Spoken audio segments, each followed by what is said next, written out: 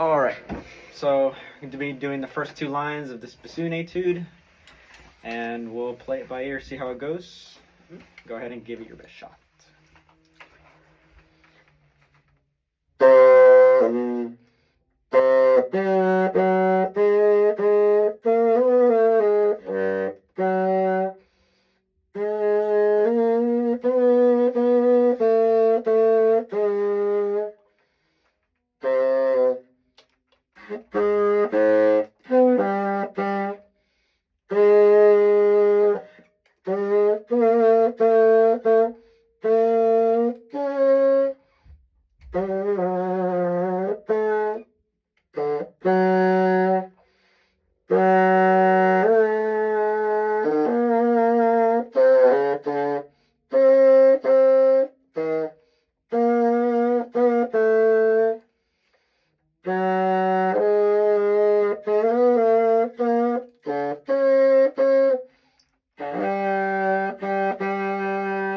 Okay, yeah, that's a good place to stop.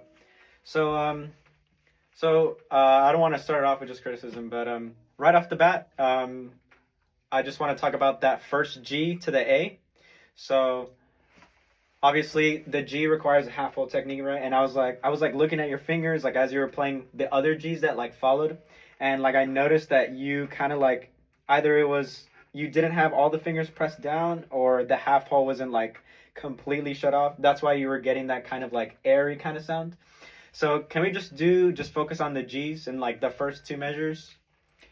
And yeah, like really focus on sliding that first finger down for the half hole, and then keeping that airstream consistent. Like nothing should change between octaves, between your air and your embouchure, right?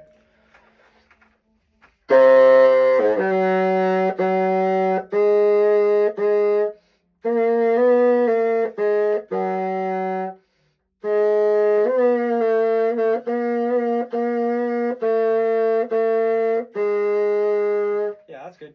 Okay, so yeah, the G sounded so much better, and then like just one last thing on the G, like obviously like in this pattern you're going from having only two in the whisper key to going to like all of them pressed down, right?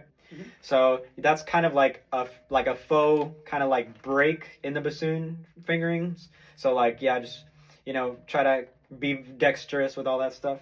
But yeah, same two measures again, and then this time I want to focus on those venting notes. So those venting notes are going to be the A natural, the B natural, and the C that you play. And that's going to require you to press that venting key, right? Like as you can kind of see. So you go from your hockey puck key to that first venting key. So yeah, first two measures again, and then the venting keys, focus on that.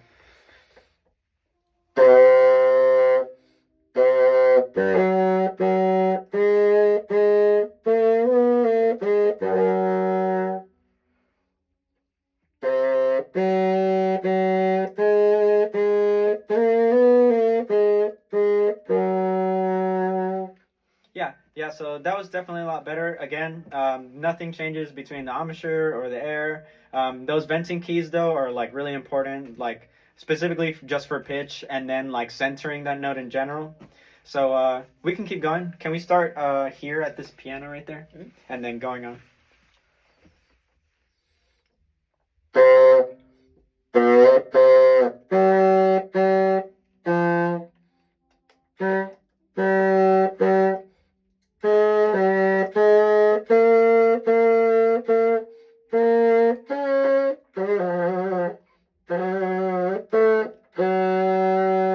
Yeah, that's a good spot.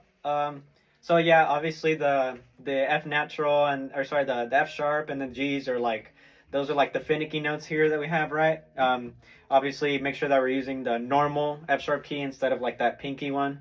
But yeah, so the same concept. Nothing should change the embouchure. I did notice I looked at your face a little bit, and then like maybe try to like hug the reed a little bit more, so that way you're not like biting on it, and think more like hugging.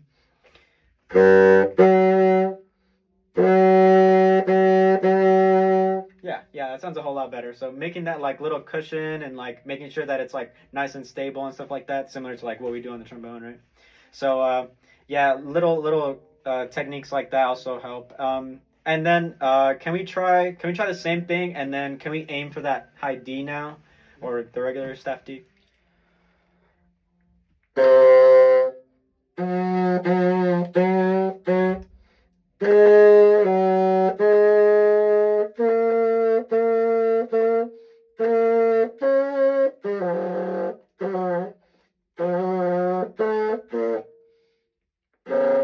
Eso no pasa un poquito. Yeah.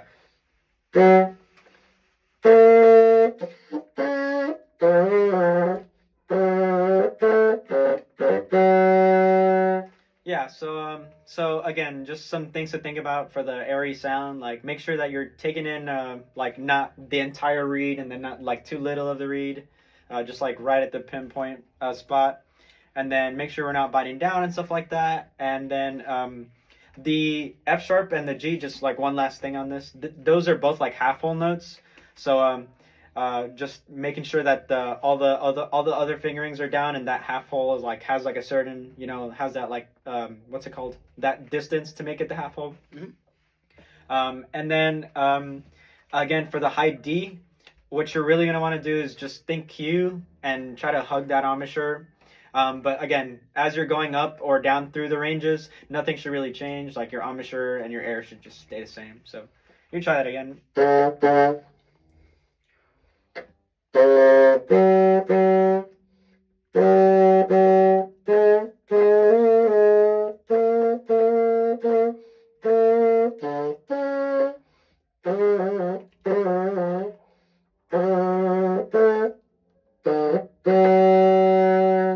Yeah, so I think what I'm noticing is that like most of these like kind of like airy kind of sounding things is just coming not necessarily from like what you're doing on your face, but more so the fingerings.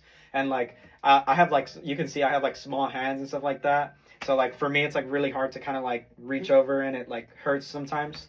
But yeah, you're doing a pretty good job of it as it is. Just make sure like I said, like making sure all the holes are covered, and then like trying to do your best to keep everything the same, you know what I mean? But just one last thing, we can do the crescendo into the D and the C.